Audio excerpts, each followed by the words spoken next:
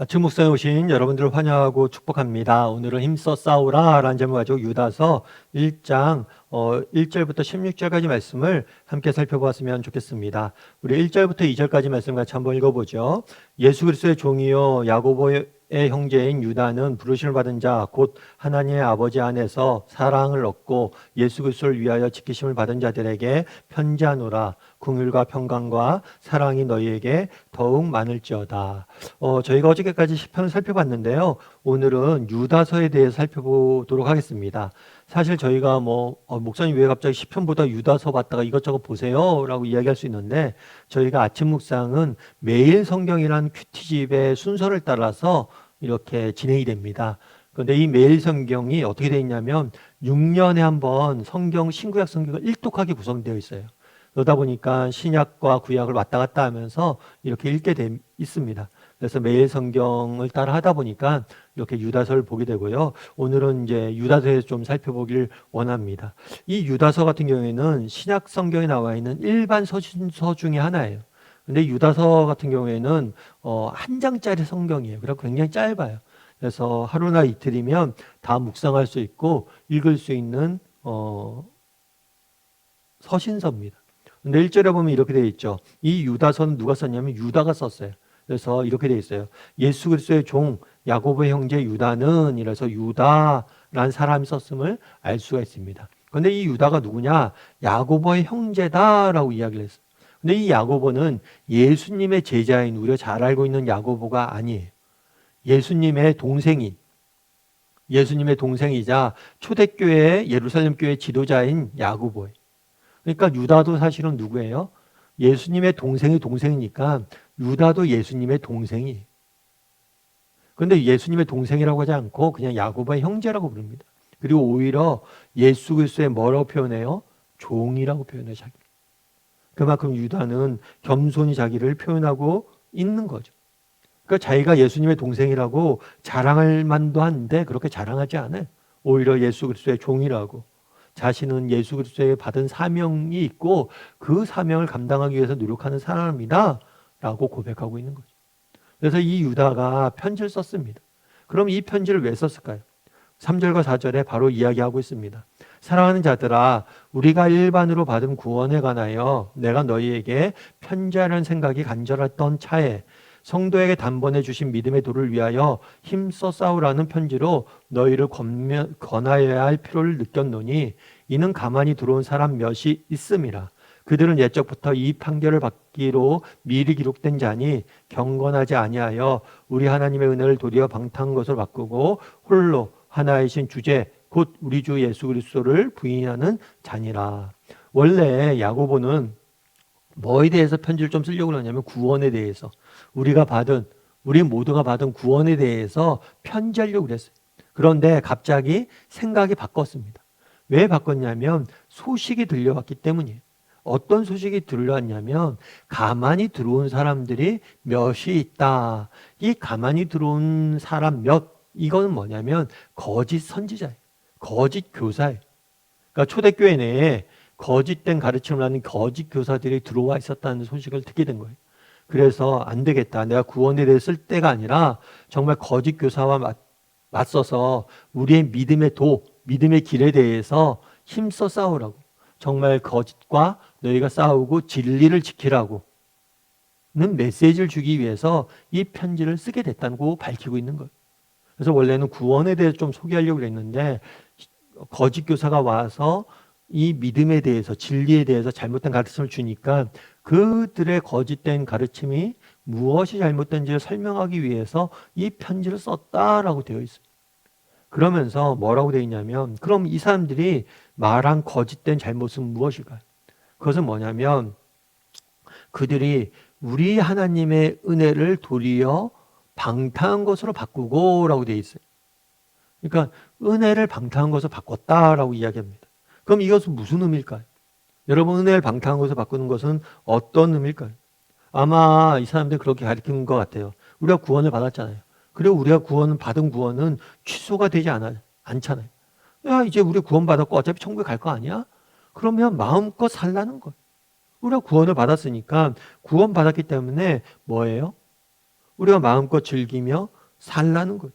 그러니까 구원을 받았으니까 죄를 지어도 상관없다는 거예요. 이거는 오늘날에도 우리가 많이 빠지는 함정이죠. 여러분 분명 믿음은 뭐예요? 우리가 행위로 받지 않는 거예요. 믿음은 구원은 행위로 받지 않는 거예요. 구원은 오직 믿음으로만 받아요. 그러다 보니까 행위의 중요성에 대해서 우리가 덜 강조하는 것처럼 보일 수가 있어요. 그러다 보니까 내가 구원받았는데도 불구하고 정말 하나님 자녀답게, 하나님 백성답게 살지 못하고 오히려 세상 사람들보다 더 비도덕적으로 사는 경우들이 많은 거. 그래서 오늘날 기독교가 받는 가장 많은 비판 중에 하나는 뭐예요? 그건 진정성의 문제예요. 진정성이란 뭐예요? 말과 행동이 다르다는 거. 정말 사랑에 대해서 교회가 이야기하지만 정작 그리스도의 삶에는 사랑이 없다는 거. 진리에 대해서 이야기하지만 옳은 것에 대해서 이야기하지만 너희의 삶을 보라는 거. 너희가 그렇지 못하다는 거. 그래서 우리에게도 이런 모습들이 없진 않은지. 정말 우리가 받은 은혜를 뭘로요? 오히려 방탕한 것으로 바꾸고 있지 않은지 돌아봐야 돼. 그래서 정말 우리가 구원받은 게 얼마나 귀한 일이에요. 그럼 정말 구원받은 게 오직 믿음으로만 공짜로 받았잖아요. 이게 얼마나 귀하고 가치 있어요. 그래서 구원받은 자답게 살아야죠. 근데 오히려 정말 우리가 구원받았고 정말 천국에 갈 거 정해져 있으니까 이 땅에선 내 맘대로 살려고 그냥 그렇게 살아가고 있지는 않은지 점검해 봐야 돼. 뿐만 아니라 이들이 한 일은 뭡니까? 홀로 하나이신 우리 주제 곧 주 예수 그리스도를 부인하는 자다. 주제란 표현은 주인이란 표현. 우리 인생의 유일한 주인 되시는 하나님의 예수님의 주인 되심을 부인하는 거죠. 그래서 예수님만이 우리 인생의 참된 주인임을 인정하지 않고 예수님 대신에 정말 자신들의 욕심이나 자신들의 자랑이나 자신들의 것들 다른 무엇으로 뭐예요? 주인을 삼고 살아가고 있다는 것. 우리 역시도 마찬가지. 여러분 정말 우리 인생의 주인은 누구입니까? 정말 혹시 다른 것이 우리 인생의 주인이 되어 있진 않냐는 것. 마치 내 자신이 내 인생의 주인인 것처럼 살아가고 있진 않은지 점검해 봐야 돼.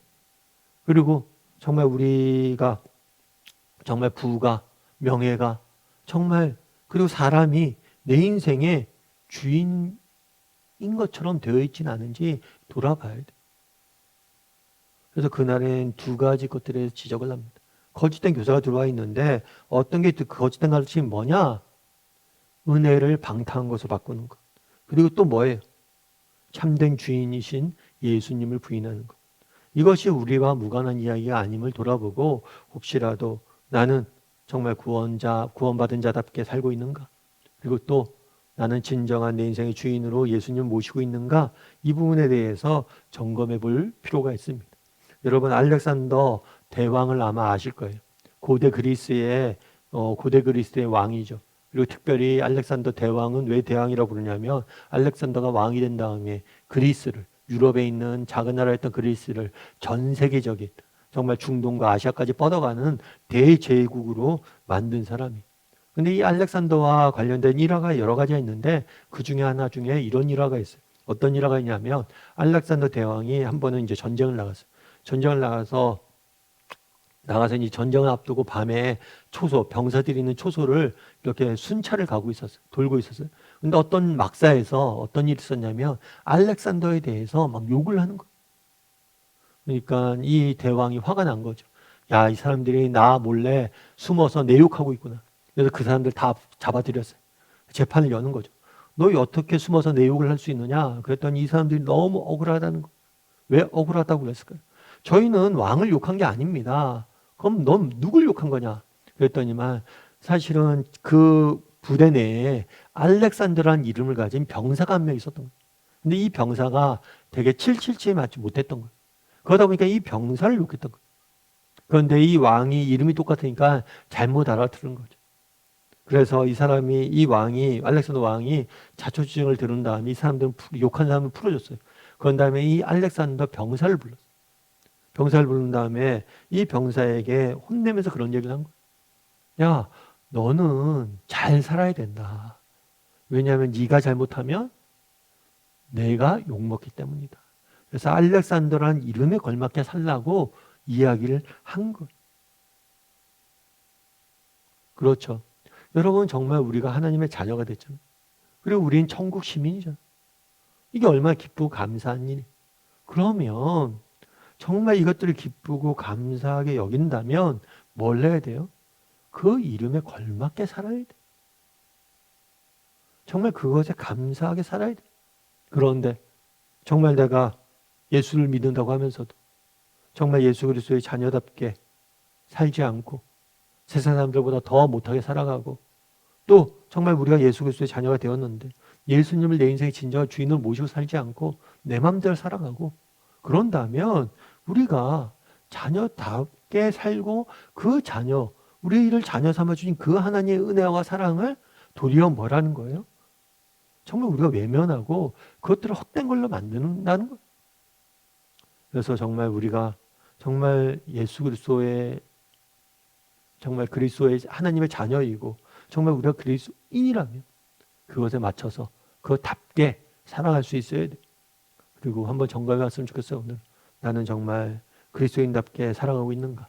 은혜를 방탕한 것으로 만들고 있지 않은가? 또 정말 진정한 주인이신 하나님을, 예수님을 부인하고 있지 않은가? 한번 점검해 보고, 또 정말 예수님을 진정한 주인으로 삼고 우리의 은혜에 걸맞게 살아가는 저나 여러분이 되기를 주님의 이름으로 소원합니다. 우리 함께 기도했으면 좋겠습니다. 기도하실 때 오늘 말씀 기억하면서 혹시라도 정말 우리 안에 거짓된 그런 마음들이 있진 않은지, 은혜를 방탕한 것으로 바꾸고 있진 않은지, 또 예수님 외에 다른 것들 주인 삼고 살아가고 있진 않은지 다시 한번 점검하고 정말 은혜 받은 자답게 살아가는 사람들이 되게 해달라고, 예수님을 우리 인생의 주인으로 모시고 살아가는 사람이 되게 해달라고 이 시간 목소리 같이 기도하도록 하겠습니다. 기도하시겠습니다.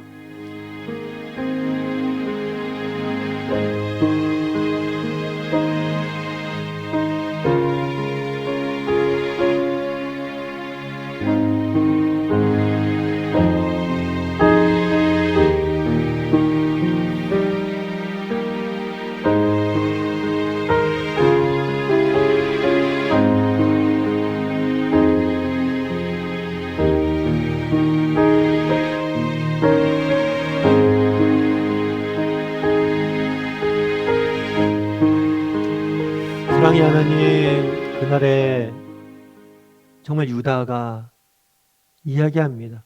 너희 가운데 거짓된 교사가 있고 그들이 은혜를 방탕한 것으로 만들고 있고 주제이신 예수를 부인하고 있다. 혹시 유다가 지적한 모습이 우리의 모습은 아닌지 돌아보게 도와주시옵소서. 정말 하나님의 백성이 되었다는 것이, 하나님의 자녀가 되었다는 것이 얼마나 정말 은혜이고 얼마나 소중하고 가치 있는 일입니까? 그렇다면 정말 우리가 하나님의 자녀답게 살아야 되는데 혹시라도 방탕하게 세상 사람들처럼 살고 있지 않은지 돌아보게 도와주시고 정말 예수 그리스도를 내 인생의 주인으로 모시고 살아갈 줄 아는, 그래서 우리 인생을 낭비하지 않고 방탕하게 허비하지 않고 살아갈 줄 아는 우리 모두가 될 수 있도록 주여 붙잡아 주시옵소서. 우리 인생의 주인 되신 하나님께서 오늘도 우리 함께 할 줄 믿사오며 모든 말씀 예수님의 이름으로 기도드립니다.